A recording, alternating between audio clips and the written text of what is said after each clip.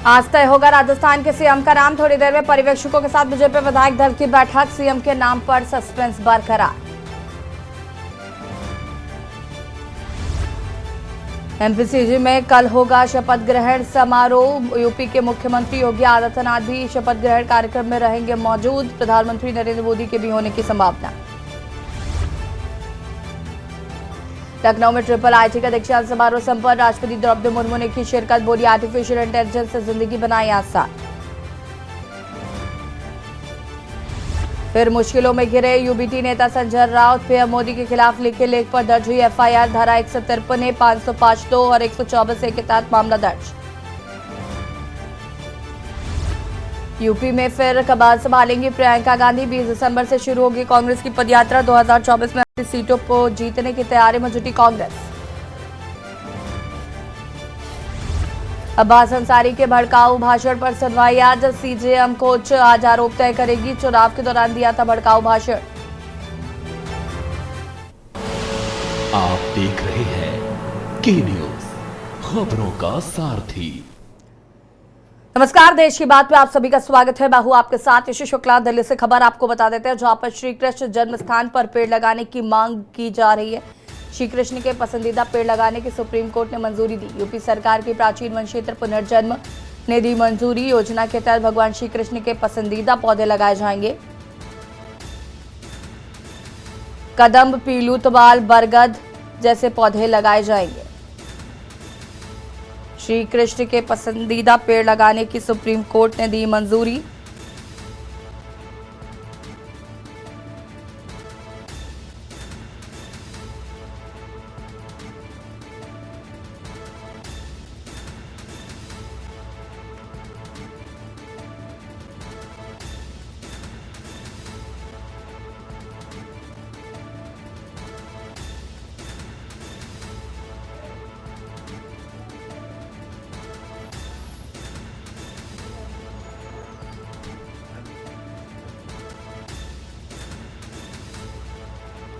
श्री कृष्ण के पसंदीदा पेड़ लगाने की मंजूरी दी सुप्रीम कोर्ट ने।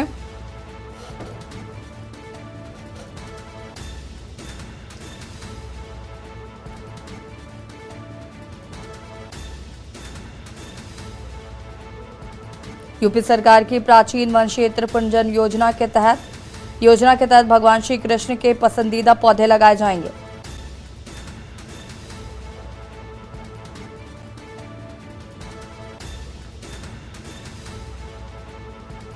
श्री कृष्ण जन्मभूमि स्थान पर पेड़ लगाने का मामला।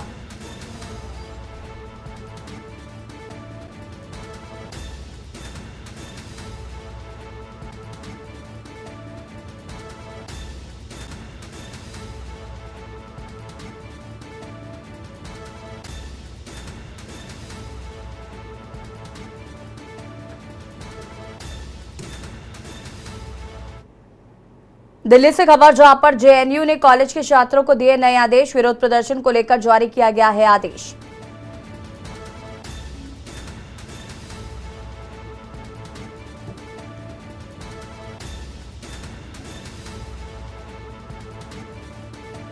कैंपस में धरना दिया तो 20,000 रुपए जुर्माना। राष्ट्र विरोधी नारे लगाने पर 10,000 रुपए लगेगा जुर्माना।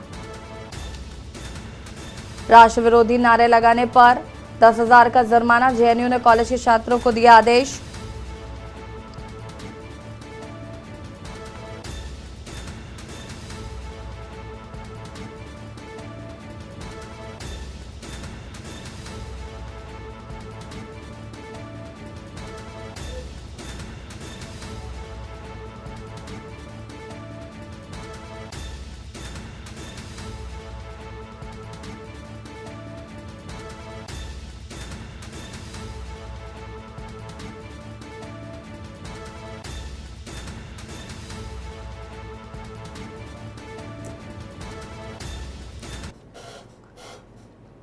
पूर्वी दिल्ली के थाना आनंद विहार इलाके में दिन दहाड़े एक फिल्मी अंदाज में लूट का मामला सामने आया, जिसमें दो व्यापारियों की गाड़ी रोकने के लिए गाड़ी को लेकर उनके ठीक सामने खड़ा कर दिया। हवा में फायरिंग कर व्यापारियों से नोटों का भरा बैग लेकर मौके से फरार हो गए। आपको बता दें कि जब उन्होंने हवा में फायरिंग की तो एक जिंदा कारतूस भी मिला, जिसमें व्यापारी डर गया और नोटों से भरा हुआ बैग अपराधियों के हाथ में दे दिया। और 2 बाइक सवार पहले से मौके पर मौजूद थे और फिलहाल पुलिस ने मामला दर्ज कर लिया है और जांच पड़ताल की जा रही।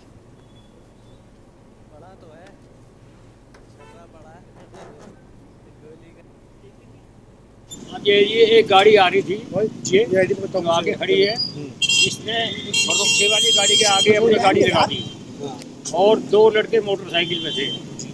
उन्होंने जो है इस गाड़ी को अपनी गाड़ी ओवरटेक करके पीछे वाली गाड़ी को रोक लिया, जिसमें जो है जिसका माल लूट के ले गए वो बैठे हुए थे। तो 2 लड़के मोटरसाइकिल में थे, उन्होंने करके क्या नाम है गाड़ी में रिवाल्वर दिखाई उनको। रिवाल्वर दिखाने के बाद एक फायर भी किया। फायर के डर की वजह से उन्होंने जो है गेट का दरवाज़ा खोल दिया और उसमें 2 बैग रखे हुए थे, भारी भारी बैग थे। 2 बैग उठा के वो मोटरसाइकिल में फरार हो। अच्छा, राजधानी दिल्ली में एक लूट का मामला सामने आया है और मैं इस समय सूरजमल विहार इलाके में खड़ा हूँ और आपको बता दूं ये इलाका थाना आनंद विहार के अंतर्गत आता है। सबसे बड़ी बात है कि जो लूट को अंजाम दिया गया है बिल्कुल फिल्मी तरीके से दिया गया है। एक गाड़ी में 2 बदमाश आकर 2 व्यापारियों की गाड़ी को ओवरटेक करते हैं और गाड़ी आगे लगाकर ठीक वहां पर रोकते हैं, हवा में फायरिंग करते हैं। उसके बाद बैग से भरा हुआ सामान लेकर उसमें कैश बताया जा रहा है, जिसको लेकर वो वहां से फरार हो जाते हैं। जैसे ही वो बैग लेते हैं, 2 जो आरोपी हैं, बात करें जो अपराधी हैं, उनके साथी पहले से बाइक पर तैयार थे। वो बाइक लेकर पहुंचे, फायरिंग की, व्यापारियों को डराया, कैश से भरा हुआ बैग लिया और पूरी वारदात को अंजाम देकर मौके से फरार हो गए। देखने वाली बात है जिस तरीके से ये घटना दिन दहाड़े हुई है, कहीं ना कहीं ये सुरक्षा को लेकर सवालिया निशान खड़ा करता है। मैं परवेश शर्मा, के न्यूज इंडिया। लखनऊ से खबर, जहां पर कांग्रेस के प्रदेश अध्यक्ष ने बुलाई पूर्व विधायक और पूर्व सांसदों की बैठक। कांग्रेस प्रदेश कार्यालय पर यह बैठक हुई। आगामी लोकसभा चुनाव को लेकर हुई चर्चा। पूर्व विधायक और पूर्व सांसद के साथ रणनीति, चुनाव पर कांग्रेस प्रदेश अध्यक्ष करेंगे चर्चा। कांग्रेस प्रदेश कार्यालय पर हुई बैठक।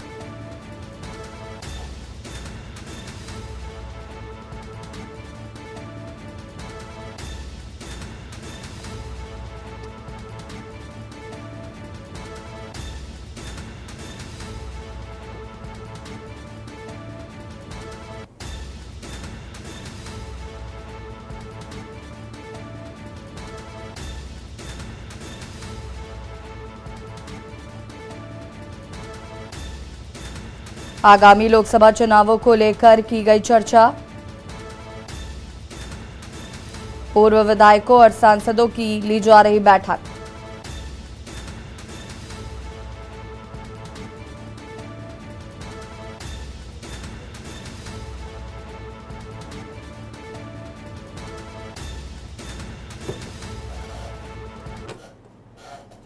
लखनऊ से खबर, जहां पर मंगल कलश लेकर अयोध्या जाएंगे मंगलामुखी किन्नर। प्राण प्रतिष्ठा से पूर्व 24 दिसंबर को 51 किन्नर जाएंगे अयोध्या।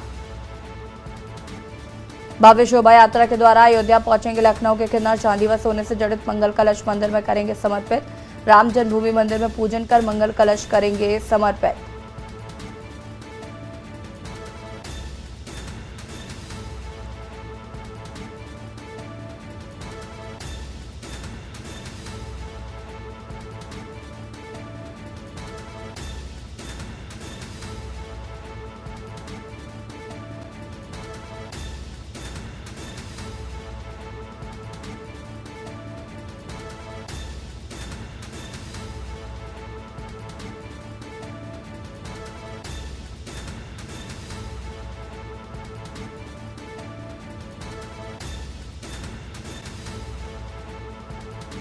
प्राण प्रतिष्ठा से पूर्व 24 दिसंबर को 51 किन्नर जाएंगे रामलला के मंदिर।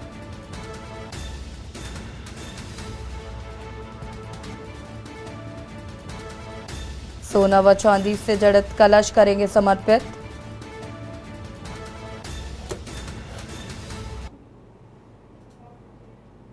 लखनऊ से खबर आपको बता देते हैं, जहां पर नगर निगम के सभी अधिकारी कर्मचारी की होगी वर्दी।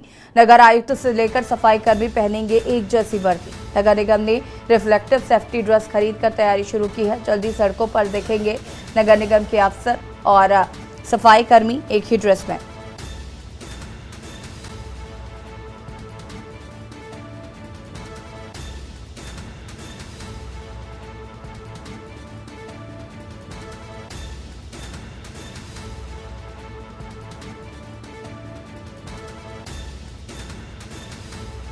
नगर निगम के सफाई कर्मचारी और अफसर एक ही वर्दी में आएंगे नजर।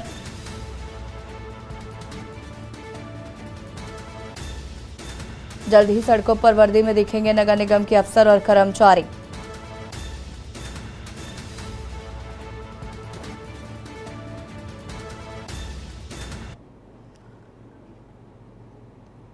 मऊ से खबर जहां पर अंतरजनपदीय शातिर लुटेरों और पुलिस के बीच में मुठभेड़ हुई। मुठभेड़ में 2 बदमाशों के पैर में गोली लगी है।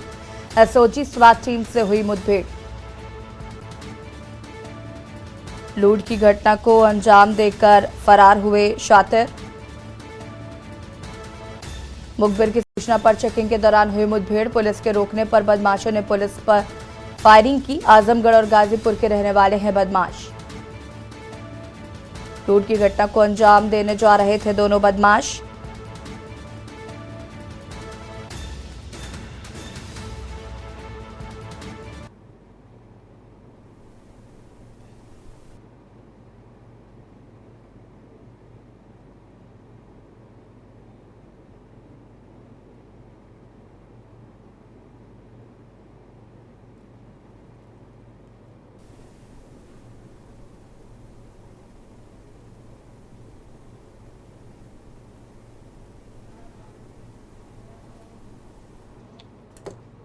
हमीरपुर से खबर जहां पर सरकारी राशन में मोरंग मिलाकर दिया जा रहा है। मोरंग मिलाकर दिया जा रहा है। कार्ड धारकों को 20 किलो गेहूं में 4 किलो मोरंग मिलाकर दी जा रही। शिकायत पर पूर्ति निरीक्षक मौदाहा ने कराई है जांच। कार्ड धारकों के आरोपों को सही पाया गया है। मुस्कुरा के बहदीना अक्षपुरा गांव का पूरा मामला बताया जा रहा है। शिकायत पर की गई कार्रवाई।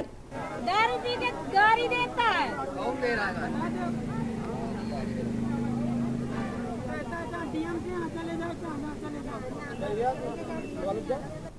पूरा खोल ले। 7 पसेरी गेहूं इतनी मोरम निकली है।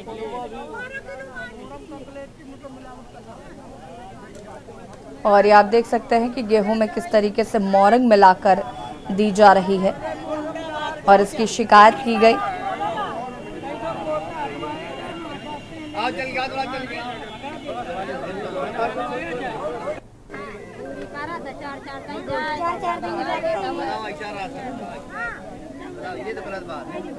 बीस किलो गेहूं में 4 किलो मोरंग मिलाकर दिया जा रहा है। गाड़ी देता है। शिकायत पूर्ति निरीक्षक मौदाहा ने इस पर जांच कराई। पूरा खोल ले।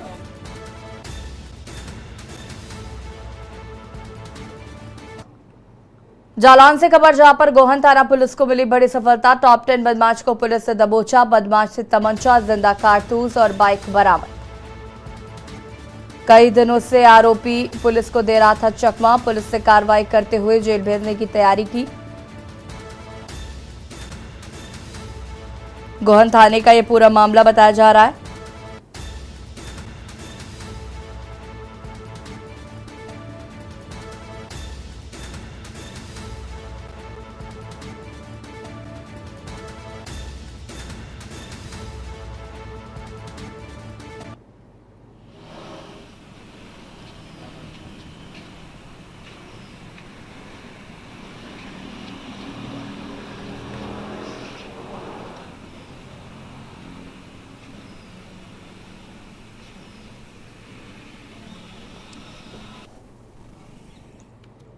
और कानपुर से खबर आपको बता देते हैं जहां पर विधानसभा अध्यक्ष की अध्यक्षता में जनप्रतिनिधि की बैठक। जिले के सभी विधायक और अधिकारी बैठक में मौजूद रहेंगे।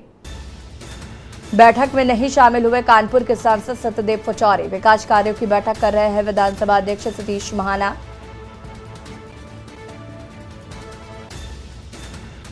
और इस बैठक में नहीं शामिल हुए सांसद सत्यदेव पचौरी।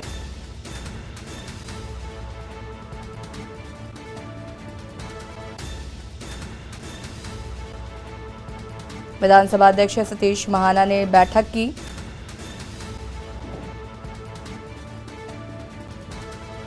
और इस बैठक में नहीं शामिल हुए सांसद सत्यदेव पचौरी।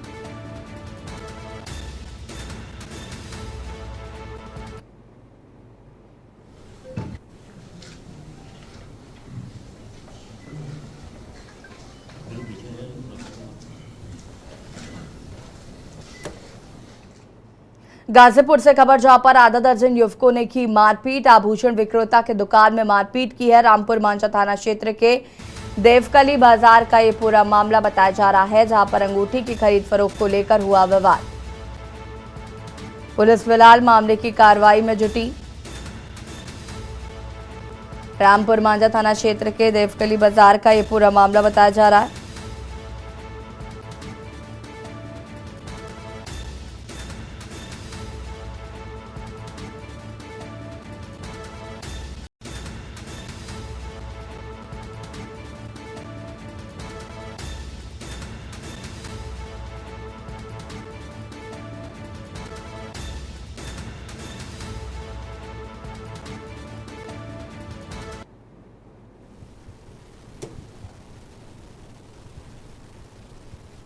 और ये सीसीटीवी फुटेज आपको हम दिखा रहे हैं।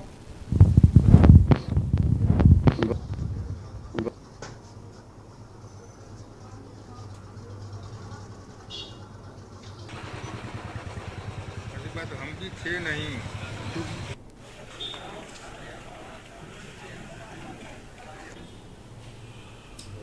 कहीं भी है ना।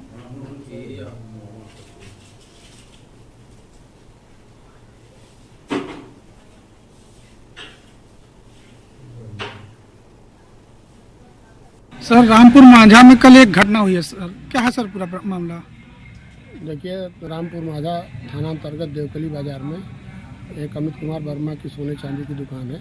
उसमें कुछ दिन पहले अंगूठी बेचने के लिए कुछ विवाद हुआ था, पैसे को लेन देन के। उसी विवाद में कल महमूदपुर पाली गांव के कुछ लड़के 4-5-6 की संख्या में थे, जैसा बताया गया है। इन लोगों ने जाके वहाँ मारपीट की है और मारपीट के दौरान जो वहाँ पे दुकान पे सोना चांदी साफ करने का तेजाब रखा होता है, वो उसी मारपीट में गिर गया है, जिसमें कुछ लोगों के तेजाब के भी चोटें हैं। सीसीटीवी फुटेज भी देखी जा रही है। अभियोग पंजीकृत कर लिया गया है। इस पर कड़ी दोषियों के विरुद्ध कड़ी वैधानिक कार्रवाई कर ली जाएगी। धन्यवाद। ब्रेक के बाद एक बार फिर से आप सभी का स्वागत है। सोनभद्र से खबर, जहां पर विधायक रामदुलार गोंड के खिलाफ रेप का मामला दर्ज किया गया है। मामले में एमपी एमएलए कोर्ट में बहस पूरी।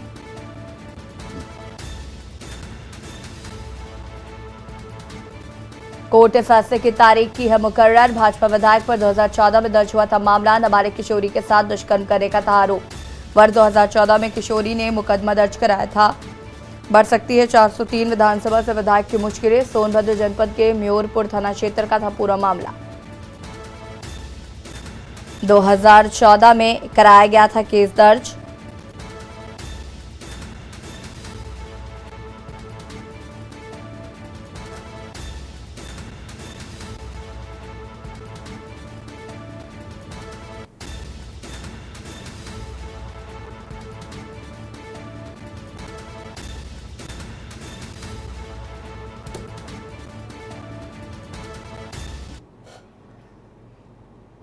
नोएडा से खबर, जहां पर झुग्गियों में लगी भीषण आग। फंजी रोड के पीछे झुग्गियों में लगी आग, कई झुग्गियां जलकर हुई राख। अज्ञात कारणों से लगी भीषण आग। फायर ब्रिगेड की कई गाड़ियां मौके पर मौजूद।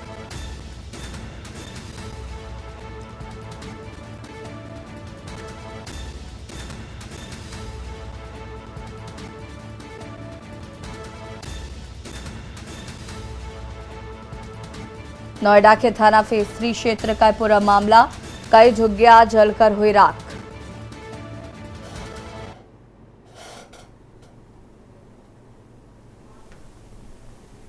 और ये तस्वीरें आपको दिखा रहे हैं, जहां पर झुग्गियों में भीषण आग लग गई, कई झुग्गियां जलकर हुई राख।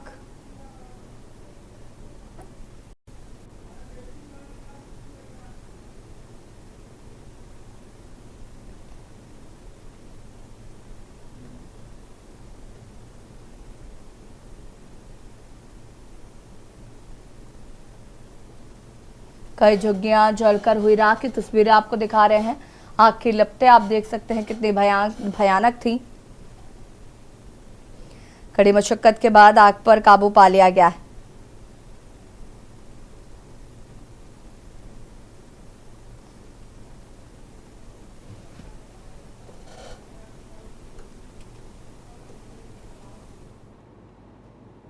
कन्नौज से खबर, जहां पर युवक का तालाब में पड़ा मिला शव देख आसपास के लोगों में मचा हड़का। बता दें कि पतंग उड़ा रहे बच्चों ने देखा पड़ा हुआ शव और पुलिस को इसकी सूचना दी। गोताखोरों की मदद से शव को बाहर निकलवाया गया है। शव की अब तक शिनाख्त नहीं हो पाई है।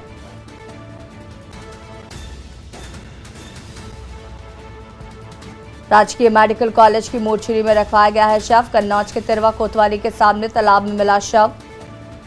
सूचना पर पहुंची पुलिस। बता दें आपको कि शव की अभी तक से शिनाख्त नहीं हो पाई है।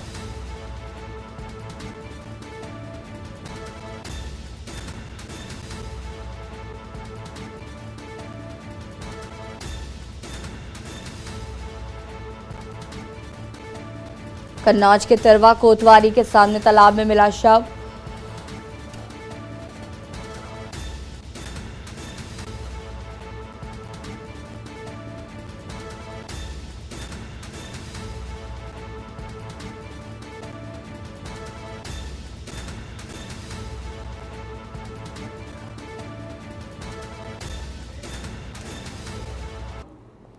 और ब्रेक के बाद एक बार फिर से आप सभी का स्वागत है। खबर बिजनौर से है, जहां अफजलगढ़ इलाके में उस वक्त एक हादसा हुआ जब एक तेज रफ्तार अनियंत्रित छोटे हाथी वाहन ने पैदल जा रहे लोगों और बाइक को जोरदार टक्कर मार दी।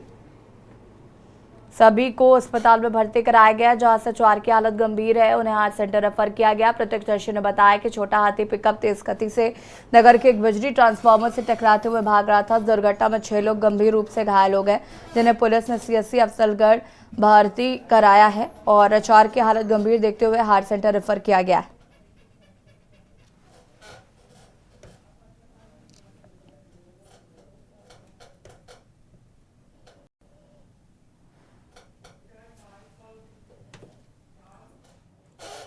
खबर फर्रुखाबाद से है, जहां पर राष्ट्रीय विधिक सेवा प्राधिकरण एवं राज्य विधिक सेवा प्राधिकरण के निर्देशानुसार जिला विधिक सेवा प्राधिकरण फर्रुखाबाद के तत्वाधान में एवं जनपद न्यायाधीश विनय कुमार तृतीय के कुशल निर्देशन में जिला न्यायालय से तहसील न्यायालय तक प्रातः 10 बजे से शाम 5 बजे तक राष्ट्रीय लोक अदालत का आयोजन किया गया। राष्ट्रीय लोक अदालत में जनपद के विभिन्न न्यायालयों, विभागों व कार्यालयों द्वारा अलग अलग मामले चिन्हित कर निस्तारित किए गए हैं।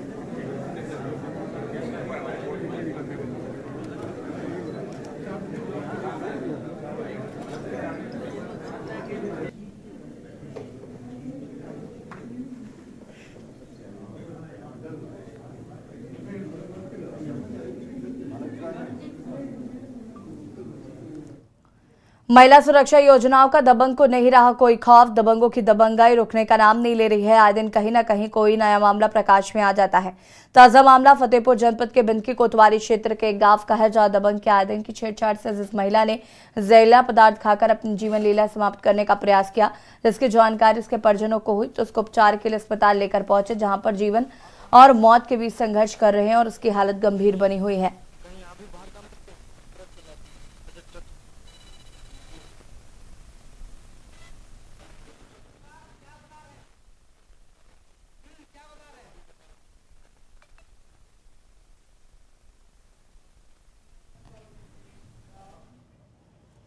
जहां एक और अयोध्या राम मंदिर में प्रभु रामलला की प्राण प्रतिष्ठा को लेकर तैयारियां जोरों पर चल रही है, तो वहीं देश भर के विभिन्न हिस्सों में राम भक्त अपने अपने तरीके से प्रभु राम के प्रति श्रद्धा व्यक्त कर रहे हैं।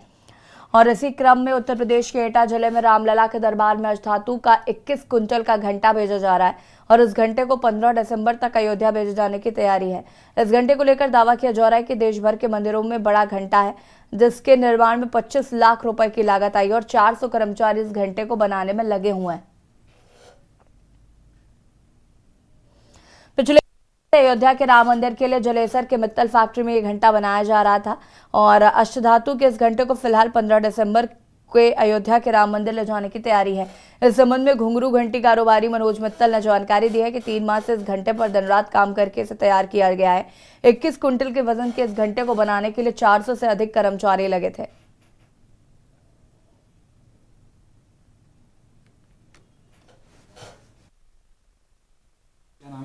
आदित्य मित्तल। मित्तल जी, आपकी फैक्ट्री में घंटा बनाया, ये कितने वजन का घंटा है? ये घंटा 2500 किलो के लगभग वजन बैठेगा इसका, 2100 किलो से ऊपर है। और ये अभी जो 22 जनवरी को उद्घाटन होने जा रहा है श्री राम मंदिर का, भव्य उद्घाटन हो रहा है, माननीय प्रधानमंत्री द्वारा किया जा रहा है, उससे पहले ये घंटा अयोध्या के लिए पहुंच जाएगा। अच्छा, कितनी लागत आई इसे बनाने में? इसको बनाने में करीब 25 लाख रुपए की लागत है। कितने मजदूरों ने तैयार किया? करीब 300 लोगों ने इसको काम किया है। कितने दिन में? करीब इसको 3 से 4 महीना हो गया। अच्छा, कब जाएगा ये घंटा? ये घंटा दिसंबर के एंड तक चला जाएगा, दिसंबर से पहले चला जाएगा। और कहाँ घंटे गए हैं आपके यहाँ से? हमारे यहाँ से घंटे सब जगह जा चुके हैं। हमारे यहाँ से उज्जैन भी जा चुके हैं, हमारे यहाँ से केदारनाथ जा चुके हैं, हमारे यहाँ से आपका जो है नैनीताल में लगे हुए हैं, हमारे यहाँ के लगे हुए घंटे आपका मानखेड़ा स्टेडियम में लगे हुए हैं। पूरे इंडिया में जितने फेमस मंदिर हैं उसमें 90% घंटे जलेसर के लगे हुए हैं। तो किसी ने ऑर्डर दिया था या आपने ये घंटा हमारे परिवार के द्वारा डोनेट किया जा रहा है। छत्तीसगढ़ के सीएम शपथ ग्रहण में जाएंगे पीएम। आपको बता दें कि छत्तीसगढ़ के सीएम के शपथ ग्रहण में शामिल होंगे प्रधानमंत्री। पीएम मोदी शपथ ग्रहण समारोह में शामिल होंगे। विष्णुदेव साय कल मुख्यमंत्री पद की लेंगे शपथ।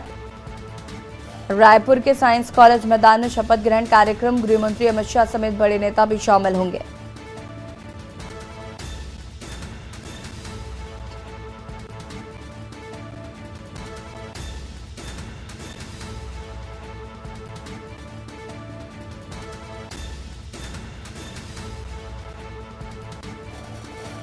विष्णुदेव साय कल मुख्यमंत्री पद की लेंगे शपथ।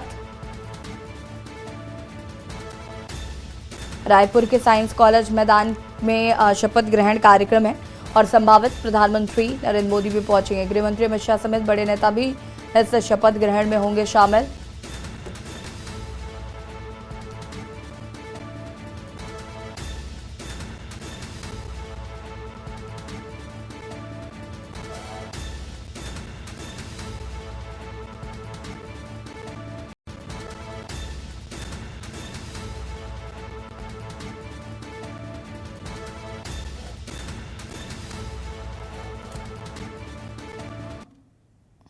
धमतरी जिले के ग्राम कृष्ण निवासी बड़ी संख्या में कलेक्ट्रेट पहुंचे, जहां उन्होंने प्रदर्शन करते हुए आबकारी विभाग से गांव में बेची जा रही अवैध शराब पर लगाम लगाने सहित गांव में चल रहे जुआ सट्टे पर भी लगाम लगाने की मांग की है। वहीं मामले में आबकारी विभाग जल्द ही गांव को अपराध मुक्त करने की बात कर रहा है।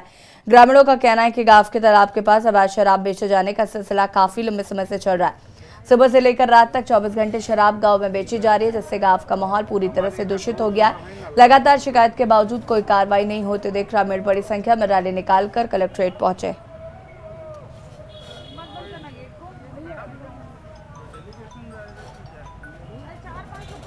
हाँ, मैं गेट के पास हूँ।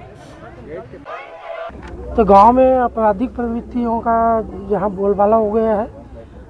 अवैध रूप से दारू 24 घंटा बिकना।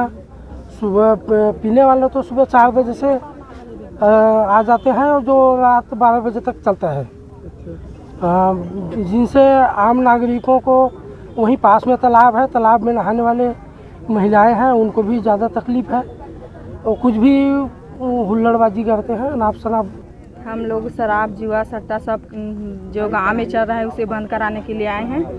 पूरा समाज सतनामी समाज ग्राम कचना से आए हैं। तो ये कब से चले थे तुम्हारे गाँव में? ये बहुत दिन से 2 साल से चल रहा है। तो क्या परेशानी होती कैसे? वो छोटे छोटे बच्चे मन बिगड़ा थे, गली गली में पिगना, पूरा हुल्लड़बाजी करा थे। हाँ, तो मतलब समझाई सो नहीं दो समझा तब बोल नहीं माना, तब कदम नहीं चाह सामने में। कचना के ग्रामवासियों ने आके यहाँ शिकायत दिया है कि चखना ठेला होटल और शराब के संबंध में शिकायत किया है, तो उस पर हम लोग तत्काल कार्रवाई करेंगे और जो भी होगा वहाँ की जो गांव की जो भी ये प्रॉब्लम है, समस्या है, उसको दूर करेंगे। एनटीपीसी सीपत के विस्तार के लिए छत्तीसगढ़ पर्यावरण संरक्षण बोर्ड जनसुनवाई का आयोजन किया है। NTPC Sipat ultra super critical प्रौद्योगिक को विस्तार कर रही है। वर्तमान में 2980 मेगावाट बिजली की उत्पादन करता है और उत्पादन विस्तार के बाद बढ़कर 3780 मेगावाट हो जाएगा। तकरीबन 7000 करोड़ की लागत से विस्तार किया जा रहा है। ग्रामीण सहित क्षेत्र के अधिकारी कर्मचारी मौजूद रहे। जनसुनवाई के दौरान प्रभावित गांव के लोगों ने जमकर हंगामा किया है।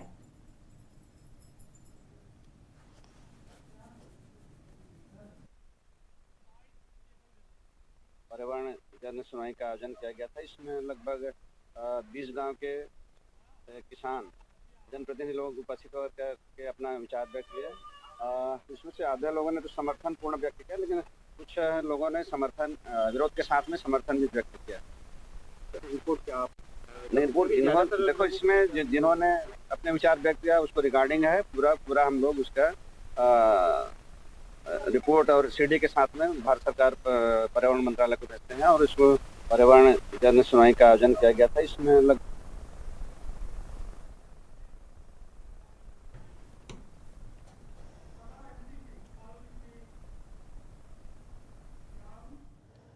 खबर मंडला से, जहां पर मध्य प्रदेश के मंडला जिले में शिक्षकों की मनमानी और लापरवाही की एक के बाद एक मामले सामने आ रहे हैं।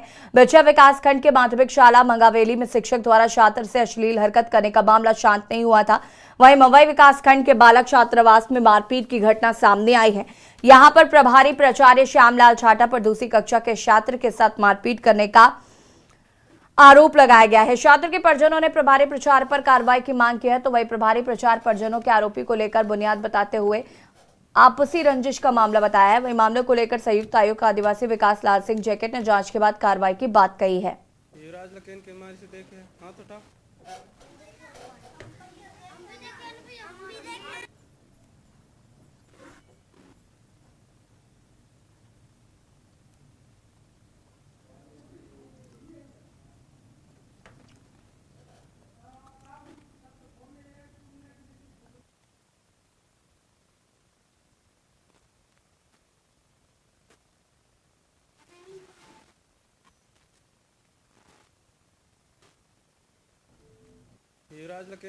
देखे हाथ उठा।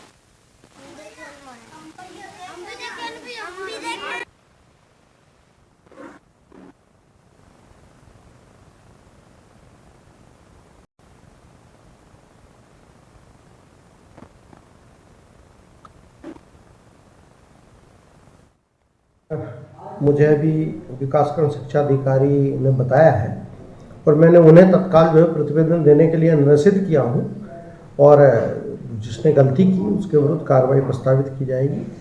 कि मेरे स्तर की होगी तो मैं कर दूँगी जी। तो अभी उसके ऊपर कोई कार्रवाई नहीं हुई सर? अब प्रतिवेदन आ जाए, मैं देखता हूँ। Thank you sir. तत्काल कार्रवाई होगी, कहीं भी उसमें चूक नहीं होगी। पालक की शिकायत के आधार पर और दैनिक समाचार पत्र राज एक्सप्रेस में प्रकाशित समाचार के आधार पर आज जांच किया हमने, तो बच्चों ने बताया कि वास्तव में 9 तारीख को कक्षा दूसरी के बच्चों को प्रभारी प्राचार्य के द्वारा मारपीट की गई। क्या कार्रवाई आई इस पर मैंने जांच रिपोर्ट के आधार पर अभी जिले में प्रेषित करूंगा और जो भी कार्रवाई है जिले से हो। क्या कार्रवाई हुई? ये तो खैर अब शिक्षा का अधिकार अधिनियम 2009 का उल्लंघन है। मेरे द्वारा मारपीट तो नहीं की गई है। मैं चूंकि यहाँ का प्रभारी प्राचार्य हूँ, कक्षा 1 से 10वीं तक यहाँ कक्षाएं संचालित होती हैं। वो चौथा कालखंड गणित विषय का था, जिसमें श्रीमती अरुणा गंगवाल और अधीक्षक श्री नंद कुमार धुर्वे जी का पीरियड था। बच्चे खूब हल्ला कर रहे थे, इसलिए बच्चों के बुलाने पर वहाँ मैं गया और मैं घूमता रहता हूँ, जहाँ भी खाली क्लास मिलता है वहाँ उन्हीं के विषय को पढ़ाता रहता हूँ।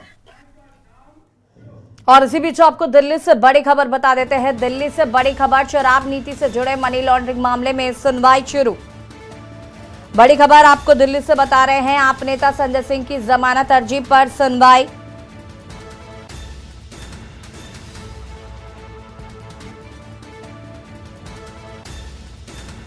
संजय सिंह की जमानत अर्जी का ईडी ने विरोध किया है।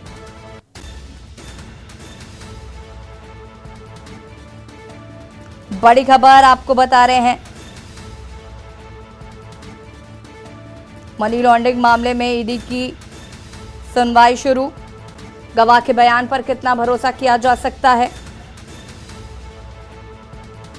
दिनेश अरोड़ा ने 3 करोड़ रुपए समीर महेंद्रू से लिया था। वकील ने सरकारी गवाह के बयान पर सवाल उठाया।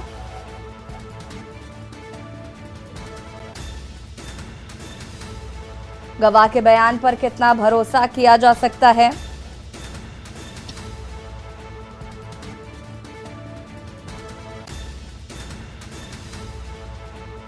अगस्त से अक्टूबर 2021 के बीच रुपए का लेन देन हुआ था।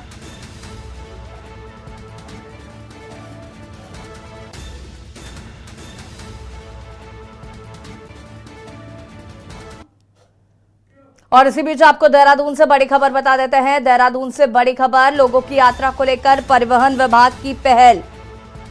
देहरादून से बड़ी खबर आपको बता रहे हैं।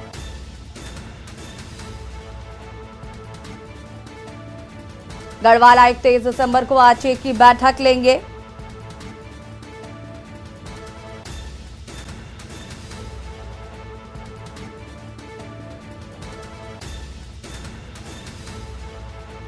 गली मोहल्लों तक ऑटो विक्रम पहुंचाने की योजना।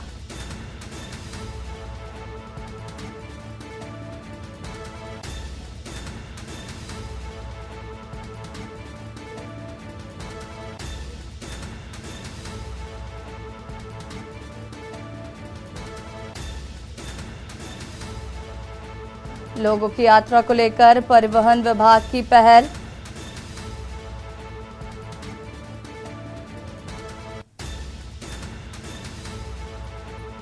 गढ़वाल आयुक्त 23 दिसंबर को आरटीए की बैठक लेंगे।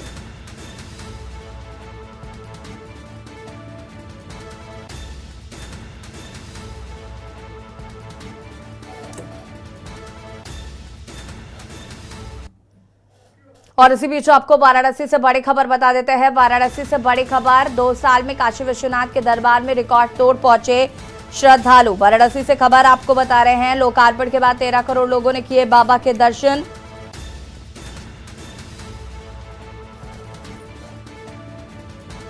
इसमें आम जनता और श्रद्धालु शामिल। 13 दिसंबर 2021 को पीएम मोदी ने किया था लोकार्पण।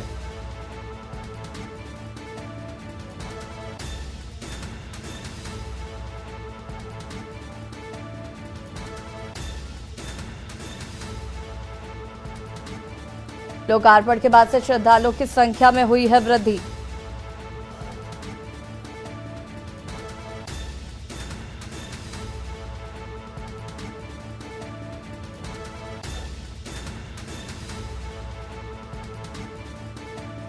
पीएम मोदी के लोकार्पण के बाद से रिकॉर्ड श्रद्धालु पहुंचे।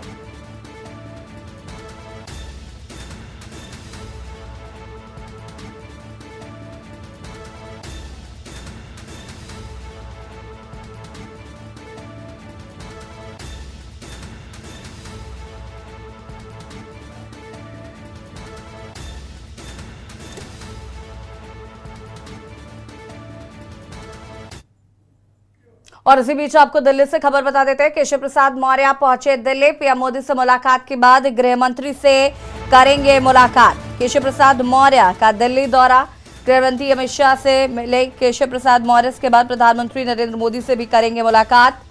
संसद भवन में अमित शाह से मिले Keshav Prasad Maurya.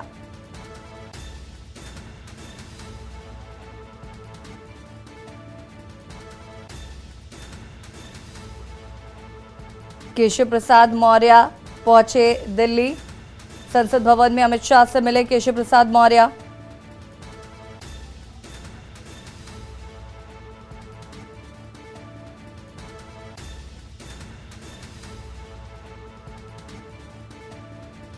UP deputy CM Keshav Prasad Maurya Delhi पहुंचे।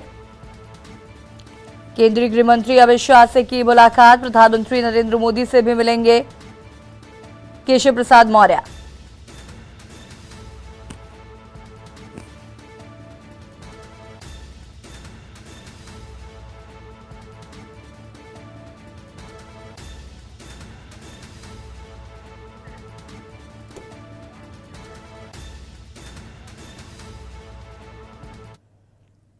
और इसी बीच आपको सुल्तानपुर से बड़ी खबर बता देते हैं। सुल्तानपुर से बड़ी खबर, जेल में बंद 2 कैदियों की हत्या का मामला।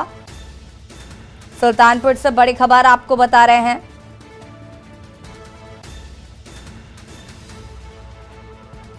मृतक कैदियों के परिजनों ने सौंपा ज्ञापन।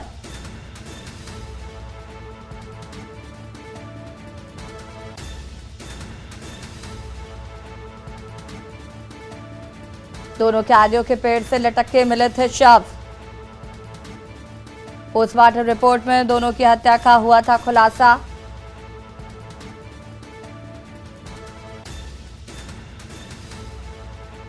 जेल प्रशासन को ठहराया गया है जिम्मेदार।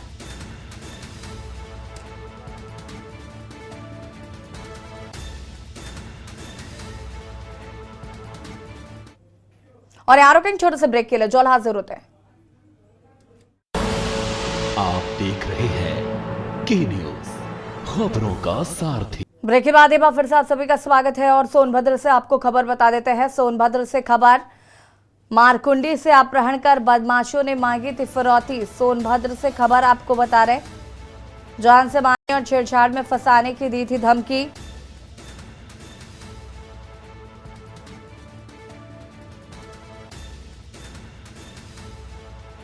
अपहरणकर्ताओं के कब्जे से भागकर थाने पहुंचा था पीड़ित।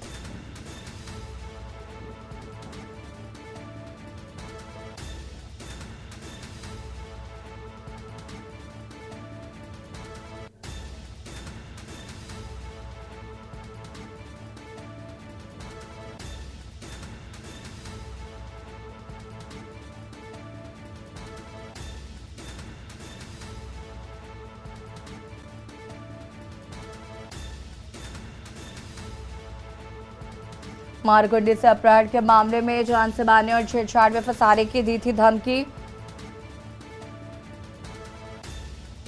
बदमाशों ने धमकी देकर मांगी थी 1 लाख रुपए की फिरौती।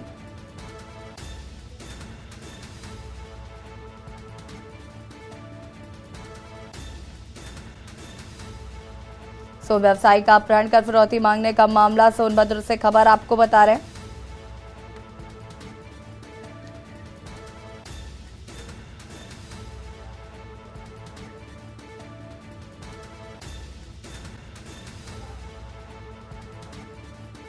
और सीधे आपको ले चलते हैं लखनऊ, जहां पर मुख्यमंत्री योगी आदित्यनाथ क्या कुछ कह रहे हैं, सुन लेते हैं।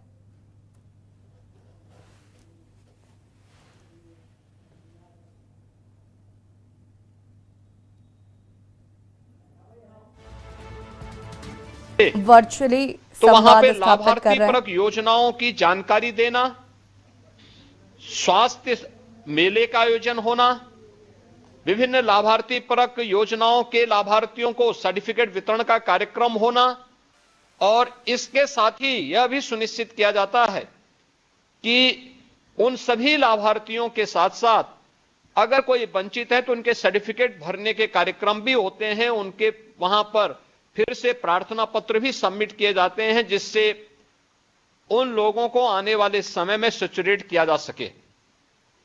एक बड़ा कार्यक्रम है, 100% सैचुरेशन की तरफ आज जाने की ओर सरकारों की प्रतिबद्धता है, और उसी संकल्पबद्धता के साथ ये विकसित भारत, क्योंकि जब व्यक्ति स्वयं खुशहाल होगा तो वह समाज और देश के बारे में सोचेगा।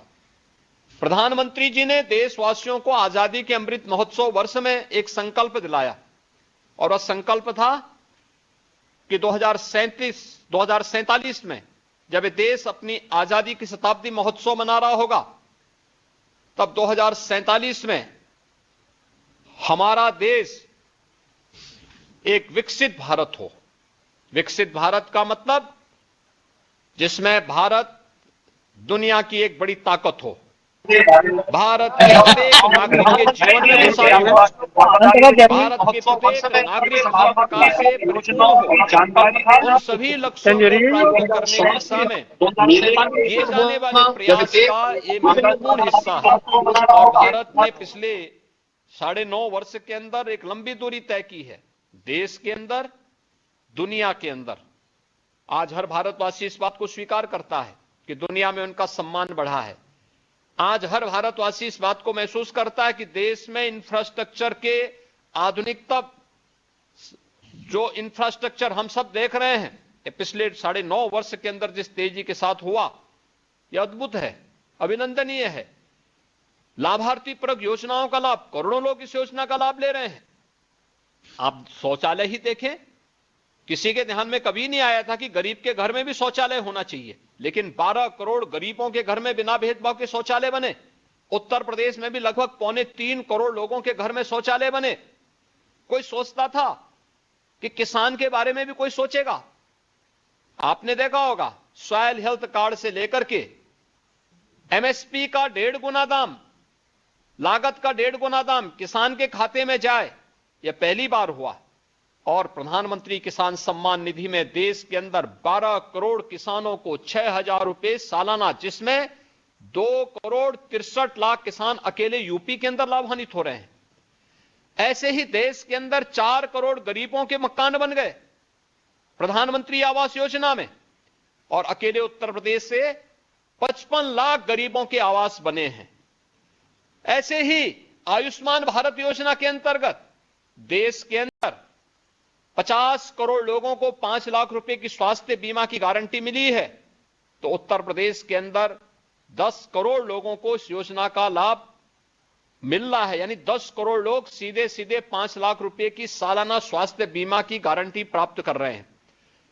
1 डिस्ट्रिक्ट 1 मेडिकल कॉलेज की योजना, हर घर नल की योजना, जो देश के हर नागरिक के जीवन में व्यापक परिवर्तन कर रहा है, और उन योजनाओं की जानकारी होना।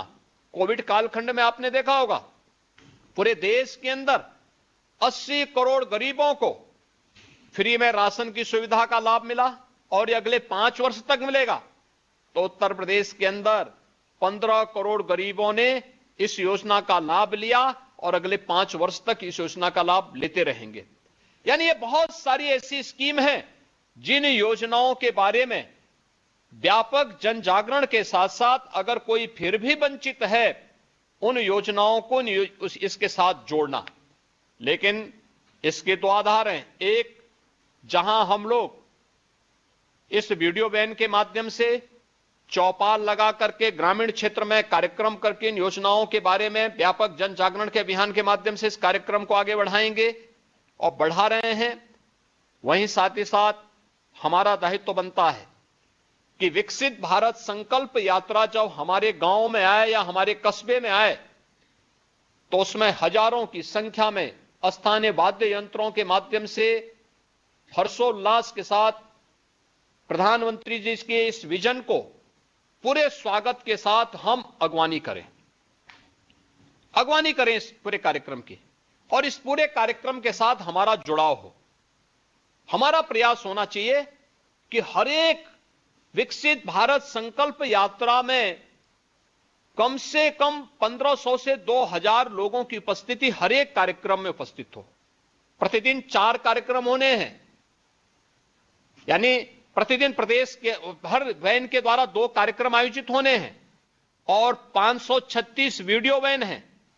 इसका मतलब 1072 कार्यक्रम प्रतिदिन प्रदेश के अंदर आयोजित होने हैं।